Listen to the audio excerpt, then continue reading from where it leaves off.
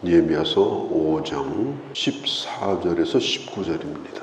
느헤미야가 성벽 재건에 대한 기록을 잠시 멈추고 자기 자신에 대한 이야기를 잠깐 밝히고 있는 것을 보게 됩니다. 느헤미야는 페르시아의 아닥사스다 왕의 명에 의해서 총독으로 보냄을 받았고 12년 동안을 자신과 자신의 형제 하난이라고 하는 형제가 있는데 나중에 나옵니다. 그 형제와 함께 유다를 다스렸습니다. 그가 어떻게 일을 했는가? 그는 간단하게 몇 마디 하고 있는데 자기 자신을 위해서 그 어떤 것도 취하지 아니하였다. 2번씩이나 이 사실을 강조하고 있습니다. 오로지 그는 예루살렘 성벽을 재건하는 일과 성뿐 아니라 성 밖에 있는 모든 유대민족, 성 안에 있는 백성들, 그들의 삶이 더 좋아지기를 바라고 그들을 배려하면서 그가 일을 해왔다라고 고백하는데 그 이유가 뭐냐? 나는 하나님을 경외하는 자였기 때문이다. 하나님이 나를 세웠고 하나님이 나를 보냈고 나는 하나님 앞에서 일을 했기 때문에 나는 그렇게 하였다. 사람이 사는 곳에는 언제나 이익권이 발생을 합니다. 손해를 보는 사람이 있는가 하면 이익이 생길 일이 있습니다. 그 이익권의 권력을 가지고 개입을 하게 되면 권력을 가진 사람은 많은 것을 차지할 수가 있습니다. 자기를 세운 왕에게 많은 경제적인 이익도 갖다 주고 그래서 충성심도 보여주고 자기도 나눠 먹고 이제까지 일했던 총독은 그렇게 일을 하였다. 15절에 보면 나보다도 먼저 일했던 총독들은 그렇게 하였다. 이렇게 말하고 있습니다. 그런데 이 느헤미야는 그들과는 나는 다르게 살았다. 경제적인 이익을 내가 취하려고 하지 않았다. 왜냐? 오늘 가장 마지막 절에 보면 백성들은 몹시 지금 어려움 가운데 고통을 받고 있었기 때문에 내가 그 짐을 덜어주려고 한면했지 이권에 개입해서 그들이 가진 것을 욕심내거나 나는 그렇게 하지를 않았다.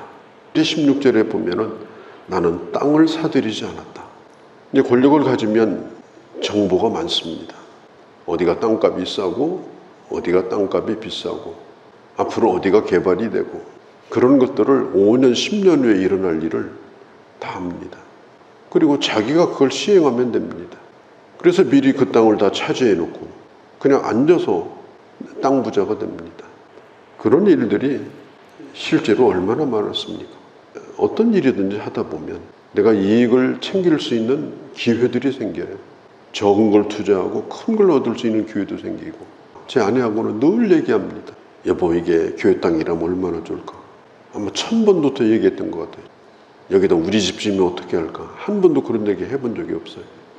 왜냐? 하나님의 일을 위해서 필요하기 때문에 주차장도 넓히고 그러면 좋을 텐데 저에게 돈이 필요한 건 그 일 때문에 필요한 것밖에 없어요. 땅도 그것 때문에 필요한 것밖에 없어요. 그런 생각을 저희 부부는 늘 해보게 됩니다. 사람이 깔고 앉고 사는 데는 땅이 많이 필요 없어요. 이 느헤미야가 총독으로 일하면서 하루 동안에 먹었던 음식이 날마다 소 1마리 잡고요.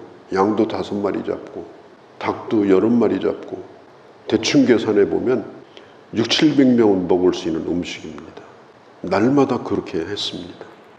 그런데 그것을 자기 것을 가지고 했습니다.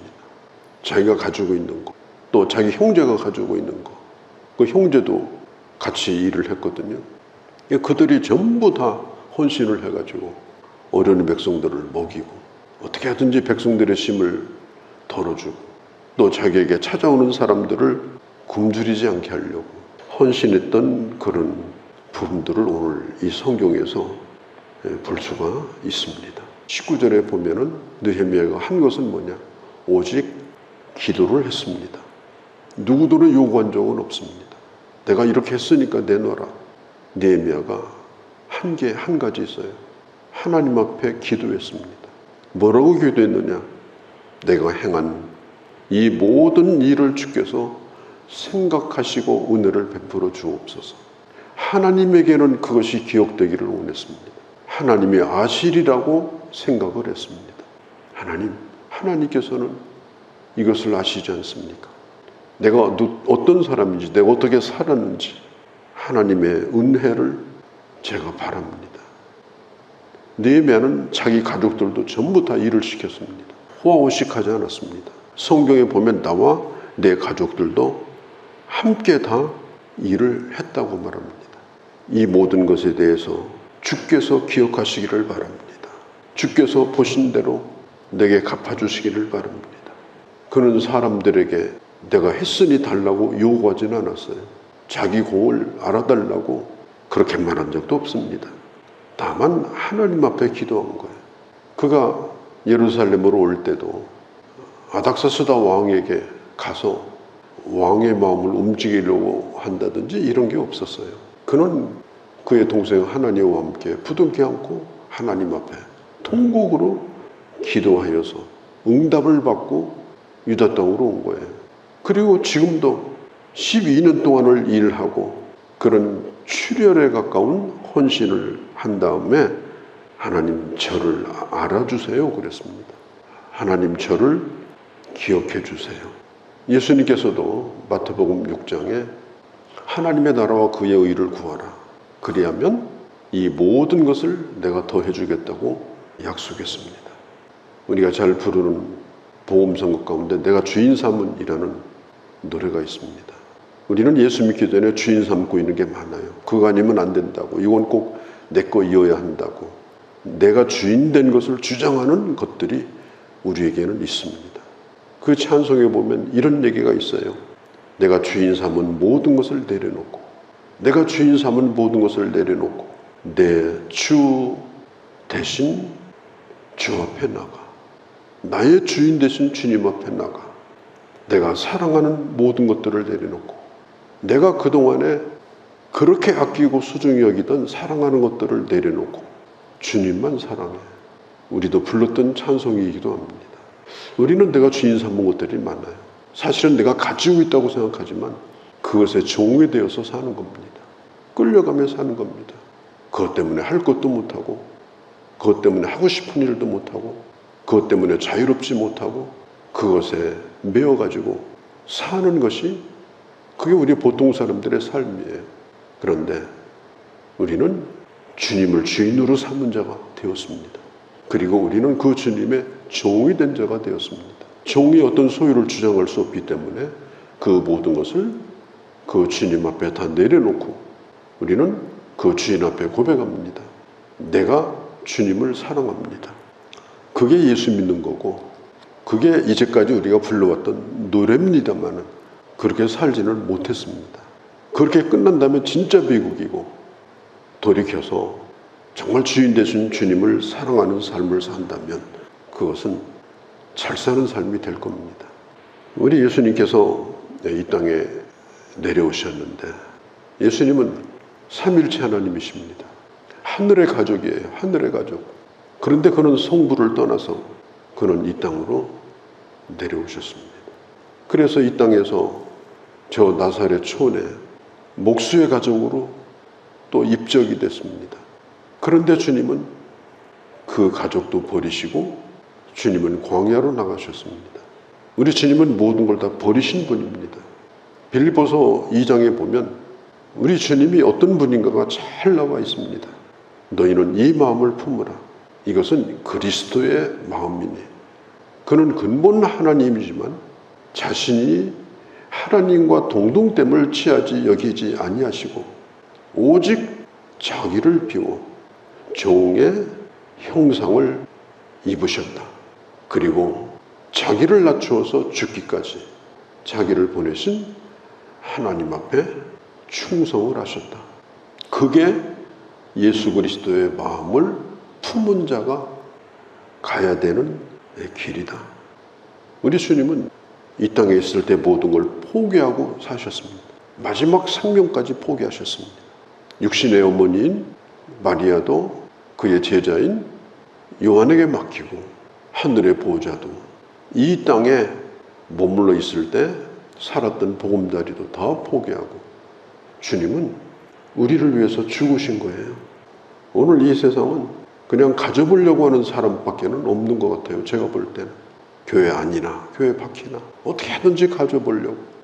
그리고 그것에 대해서 조금이라도 침해당한다고 생각하면 본능이 드러나는 것 같아요. 심지어 교회에서도 목회자가 우리 함께 한번 헌신합시다 그러면 헌신이라고 생각하지 않냐고. 목사님 왜 자꾸 돈 얘기하시나. 돈이라고 생각해요. 그러니까 전혀 영적인 사람하고는 거리가 먼 생각으로 가득 차 있는 것이 오늘 우리가 살고 있는 오늘 우리의 모습이 혹시나 아닌가 이런 생각을 해보게 됩니다. 그래서 참 이 내려놓기가 참 이게 쉽지 않구나 하는 고민을 하게 됩니다. 오늘 이 느헤미야가 예루살렘 출신도 아니고 그 땅에 뭐 쌓아둔 것도 없고 그는 공무원이었잖아요. 관리였잖아요. 페르시아 땅에서 그가 왕의 신하로서 모았던 모든 재산을 아마 다 가지고 왔으리라고 생각합니다. 그것을 그 백성들에게 다 풀어서 헌신하였고 그리고 이 한마디 하나님께서는 아실 겁니다. 갚아주실 분은 하나님이 갚으십니다. 19절 끝에 보면 모든 일을 주님이 기억하사 주께서 내게 은혜를 베푸시옵소서.